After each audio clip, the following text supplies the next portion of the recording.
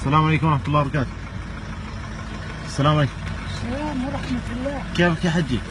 الحمد لله. الحمد لله. لأنه الرب راضي إن شاء الله أنه راضي علي. إن شاء الله. لأنه أنا عمري بال80. أي والله. شو بتسوي هون يا حجي؟ والله بلقط مثل يوم ألقى هجيمات من شان أبيحن وآخذ خبز، ويوم ألقى خبز طري والله باخذه. والله صار لي 10 سنوات ما اشتريت رغيف الخبز، يمكن اشتريته 3 مرات بهالحياة. ليش يا حجي؟ ما في مصاري.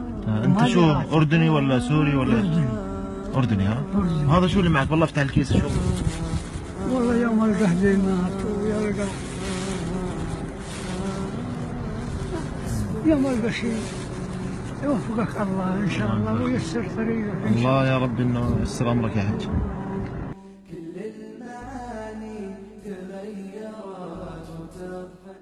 يستبشرون بنعمة من الله وفضل وأن الله لا يضيع أجر المؤمنين.